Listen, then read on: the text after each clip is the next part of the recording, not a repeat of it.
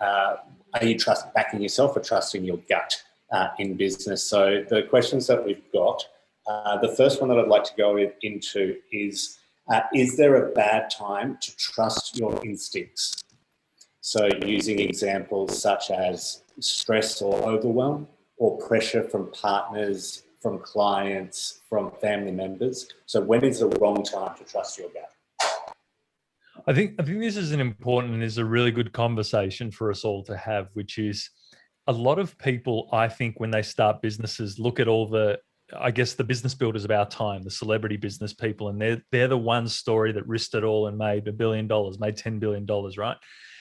There's not many stories on the person who's still recovering, lost their marriage, can't eat anymore, and basically destroyed every living skerrick of energy they had to rebuild, right? And there are plenty of those stories. So for me, it's around when we talk about trusting our gut, it's why do we get ourselves into tricky positions? And I want to just talk about this a little bit differently, because the easy thing would be always trust your gut, go, go, go. You got this. If you follow your gut, you'll always be happy, which is utter bullshit. It's not that at all. It is working out how I limit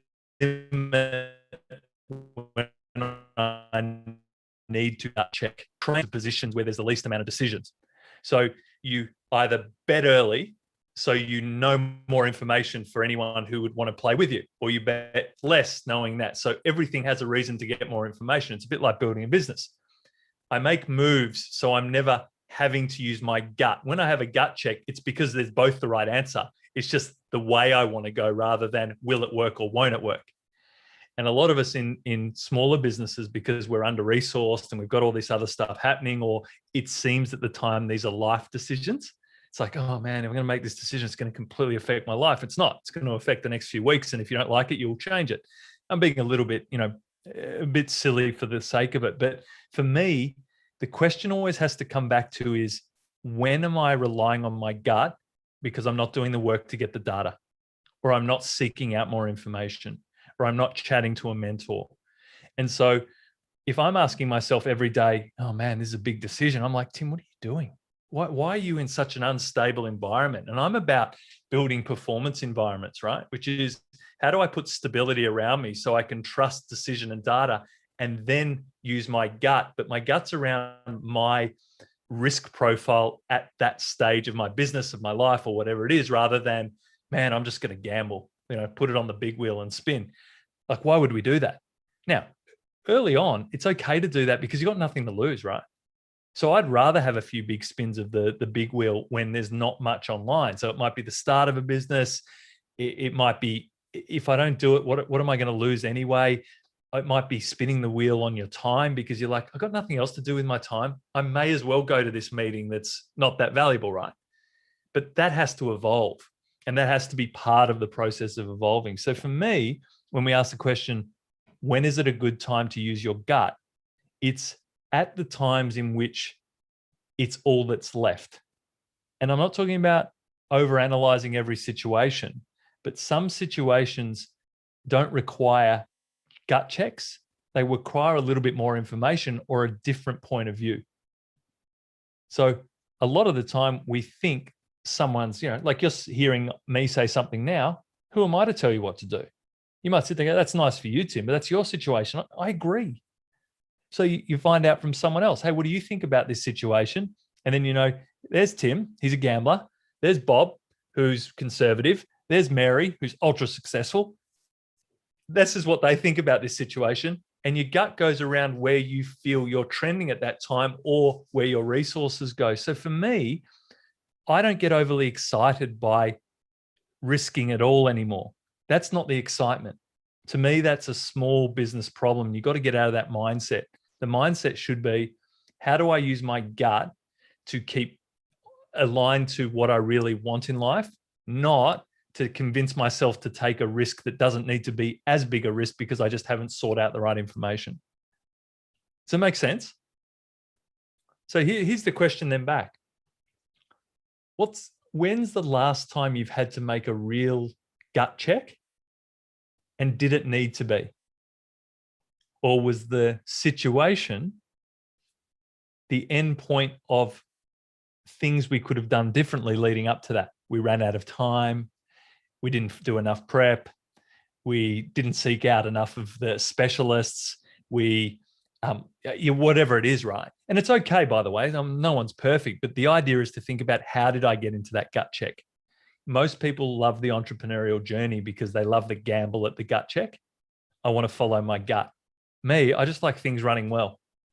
And then we just go better. And if I get bored of that, great, I'll go gambling instead. I just don't want to do it with my business. So we've got to work out why we want that. Was that along the lines, Nigel, of that question? Yeah, most definitely. Can I ask you a question, just because Please. I've known you a long time? Has that your ability to not rely on gut check changed throughout your career? I trust my gut 100% more, but they're just for better decisions now.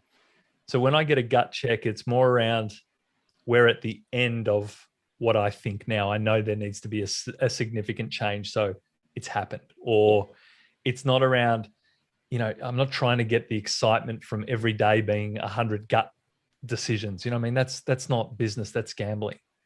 Business is about, what's next? What do I need to put in place? Can I put that in place? And you still use your gut sometimes on a feeling, like you might push a sale, you might, do different things. That's okay. That's little things. What we're talking about is that I run by the seat of my pants gut check. That's exhausting after a while.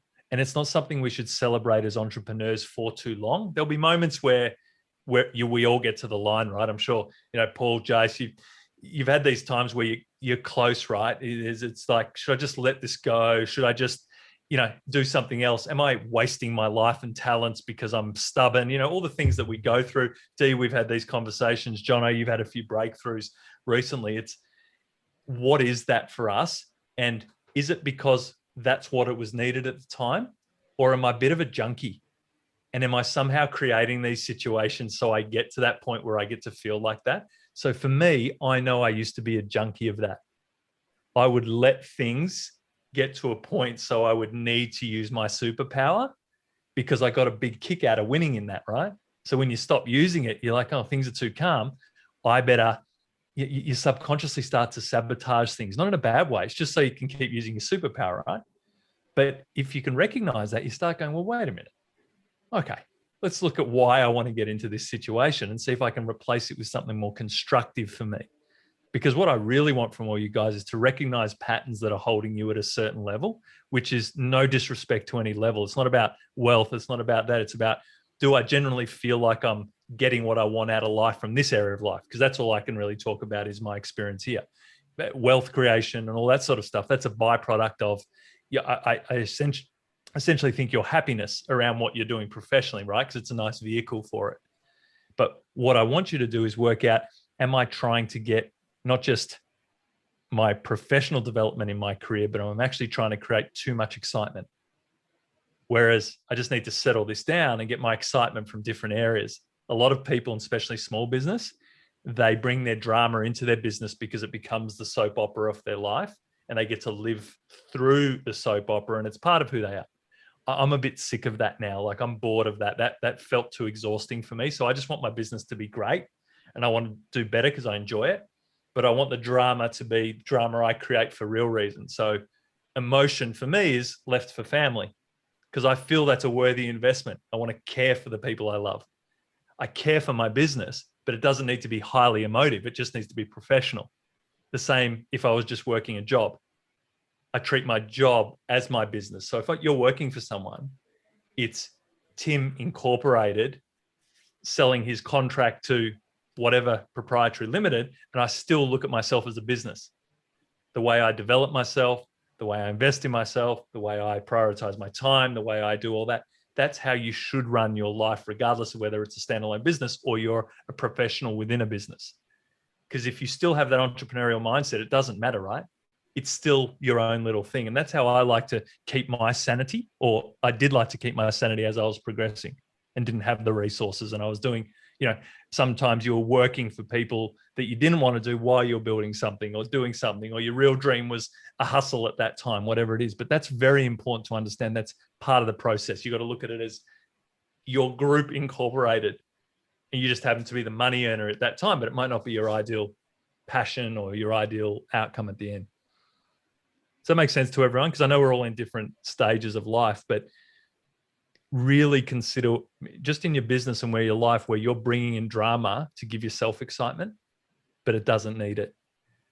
So if something doesn't go right, do I react in a professional manner, or am I actually quite emotional about it? And then why am I emotional about it? Because what's really been triggered for me is I'm looking for some drama. I'm looking for excitement. I'm looking to feel like a business person. Where actually it's just, this is something that needs to be changed. Great, we change it. Job done. I believe there's a major correlation between successful SMEs with when they can get control of their emotional state in just normal situations. So some of the things that people confuse my dispassion about is not caring. It's the complete opposite. I freaking love my business and what we do, but I'm just not going to allow emotions that don't serve me in it because I want to save them for where they should be saved. I want to just help the people around me and do the best I can. I can't do that from a highly emotional state. I got to do that from a completely balanced and focused state. So for instance, if I lost a client, I'm not a ranter and raver. I'm like, great. Why did we lose the client? What fell down in the process? Where am I responsible as the leader? Where have I not supported my people? And I work it out. And sometimes you get to a solution, you go, great, I got to fix that in my business. But other business owners, because we've got scarcity around, it's so hard to get a client. We lose one.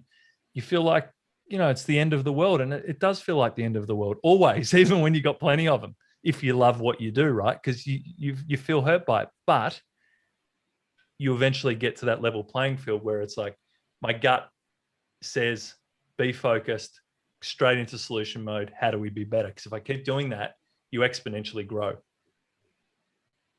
Because there is no difference whether you're angry or happy when you lose a client, for instance, to still the situation. You're just coming at it from a point that doesn't eat you up inside, and you've got more energy to go. It's like losing a sale, for instance, or someone letting you down. It's just a situation. You're adding the emotion to it. And it can be any emotion you want. And when you start behaving like that, you become very powerful. People want to be around you. People want to do work around you because you become consistent. A lot of you guys I've seen for the last 6 months, right? Every week we get to catch up virtually and get to meet each other. But there's still a thing that there's a trust between us both because we've consistently shown up and shared, right? Now, does that mean we'll ever do business? Who knows? But what it is, it starts on a foundation of trust because we're already establishing who we are. We don't jump on 1 week. Imagine if I jumped on 1 week and had a red t-shirt on and just started swearing uncontrollably at, man, you just got to hustle. You just got to go for it. If you don't go for it, you got to go for it twice as much, right? You'd be like, who's this lunatic, right? This is a problem. This guy's unhinged. It's about just being that authentic leader that you want to be and go, great. People who think that's good, they'll want to do more with you. The people that don't have to. Others will just respect you for being you because it allows them to be them. So I think when we get to the gut check feeling, ask yourself, why do I need my gut check now? Honestly, and it's a really great place to explore. You'll get a lot out of it. You'll get a lot of answers when you actually just give yourself a break and go, why do I feel this needs to be a gut decision? Oh, because I'm tired and I just can't be bothered doing the analysis. No worries. Make the decision tomorrow or ask someone else for help, whatever it is, right? It's a good question though, Nige. It's a really good question. So moving on from there, Netta raised a really good one. And she wrote, do you have any advice on knowing when it's my ego versus my gut? So she's used the example of when being locked in on an idea is good, and when it's the ego not wanting to let go. This is a big. Has anyone else ever felt like that? They weren't sure if they were just doing it because they're stubborn or that it was the right decision. Yeah. So let me ask you a question. Does it even matter? I'm not big on the analysis. The question really comes to, why do I want to do it? And if it's not working, what's my stop loss on it? And we've spoken about this before, right? I've got some of the best ideas in the world. I know that for a fact. But I'm not good enough to execute them right now, so they're not right for now. I'll tell you why that sounds so egotistical. I had a viral company before viral was viral, okay? So I woke up one morning and my marketing business was written up in an international blog and I had 40,000 requests to buy my business. And I deleted them all because I thought it was spam. And then another 40,000 came through. And I'm like, I got to ring the IP server. And my business partner goes, these are all individual emails actually written, because we opened a few. I'm like, what the hell just happened? And we'd been written up internationally, right?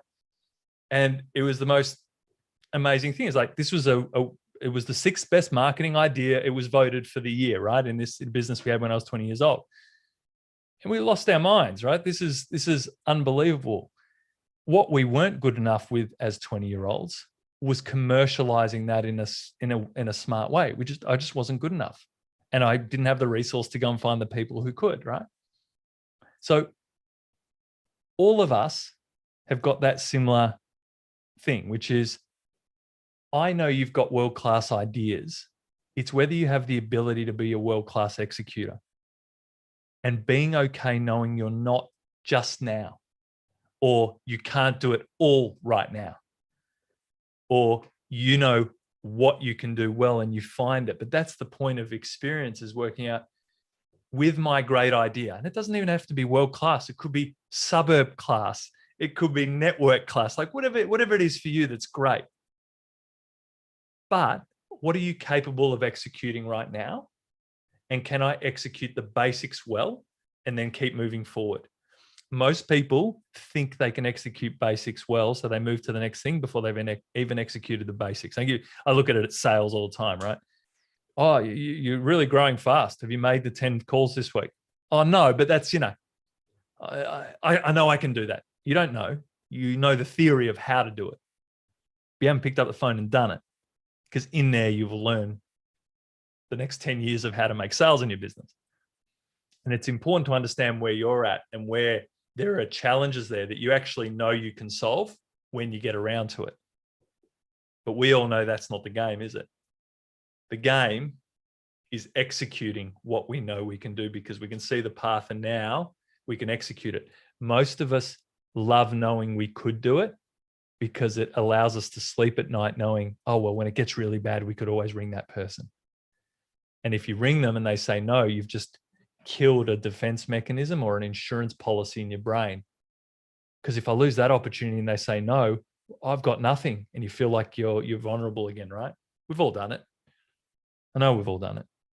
I'm a constant still person who does that, right? It's just at a different level of where our business is at right now. It's we still find the same way. So I got to keep pulling myself up on it. Why am I scared to have that conversation?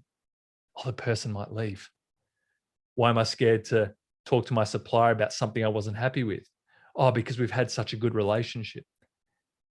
Why am I scared to speak to the people I network with all the time and ask them, why have you never given me a lead? Tell me why I stink to you. I love that question, right? Why don't you trust me? It's not, I actually want to learn, right? It's not, I don't care. But if you can frame that in a way of people that trust you, you learn the most there, right? It's a great one. Start with your accountant. Why haven't you ever sent me an accountant? I pay you every year. Why haven't you ever sent me a lead or a referral? And they'll say, oh, you've never asked. Most people don't ask their accountant. They go, why? They work for you. So you start to evolve who you are, right? And I know that's going off on a bit of a tangent, but does that make sense?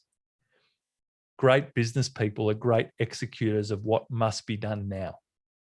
They don't get caught up on it. They just execute. So the clients that I work with that grow, let's call it 300-500% a year, like, and we've seen them, right? I mean, talking about brand new sports car type success. And they're not all brand new sports car type success. Some people take 10 years, some people take 6 months. The ones that are really great, they execute with reckless abandonment. They are so okay with mistakes because somewhere in their damn lives they worked out, we'll just fix it. It took me longer to learn that out. Like I'm still a little bit, as much as I like to, be here and you think, oh, Tim, I'm still a bit like that too, right? There's probably 20 phone calls I should make today. I'm still working up myself. So I'm not trying to get everyone, don't feel bad about it. But as soon as you can recalibrate what that is with you, you get a new sense of freedom and you actually play a completely different game to everyone else. Not all of us are living the same life. It's got nothing to do with money. It's got nothing to do with the size of our business. We honestly are putting the rules that someone else gave us that do not work for where you want to be. So it feels hard all the time. If you had parents that go, just kids should be seen, not heard. What a load of shit, right? Why? There have been studies on the wealthiest people in the world, and one of the things they do teach is kids should question everything because it's great for their development around, being okay with talking to people. Me, seen, not heard type, you know what I mean? So you got to ask yourself, what are you? Who are you hiding from the conversations you'd love to have? Who can you shake up this week by asking a different question? Who could you actually sit down with and go, I'm going to have a coffee with someone I'm well, and I want to sit there and go, hey, I want to talk about something we've never discussed before. What's that? I don't know, pick something. You do it. Don't make them feel like fools, but think about it. Because if you can start changing conversation, relationships, you'll feel so comfortable and you realize everyone's the same. We're all hiding something. We're all trying to protect ourselves from embarrassment. We're all trying to project more success than we are. We're all trying to project that everything's okay, not that, holy crap, how am I going to pay the mortgage next week or find a mortgage next week? Or, we're all the same. I don't care who you are. I know people who are driving the sports cars of all sports cars, and they're like, if this doesn't drop next week, I'm in a real pickle. That's okay. But they just know they'll find a way, right? And sometimes that's the thing that makes them better. So I think in terms of the question, Nigel, we've got to start asking ourselves, it doesn't really matter if it's ego or it's your gut check. It is, this is what I need to execute. And when do I pull the pin saying, it's just not me? So if I can't make those 5 phone calls by next Thursday, because Friday's Good Friday, maybe it's the wrong strategy for you this time. Why don't we just put that in our list for the next time and try something else? Because time's the commodity. And I'm sure all of you are sitting there going, shit, if you knew, Tim, how many times you would think I'm a loser because I can't make 5 phone calls. I just can't do it. Every week I fire myself up and I never make them. It's okay. But let's work out that we're not going to do it and find something else, right? So you can stop feeling crap about yourself. That's okay. It's not about cold calls. The world's not about cold calls. It's about what am I avoiding, but it's still a pain point in your company or your life. Because when you lose that confidence, you'll start to see that one thing actually makes you feel like a fraud. And it's unacceptable. So as my last comment on this question is, I like to not feel like the owner. It really helps me not feeling like the owner of my business, and I've had to work on it. My wife used to have a post-it on her screen that says, you are not the business.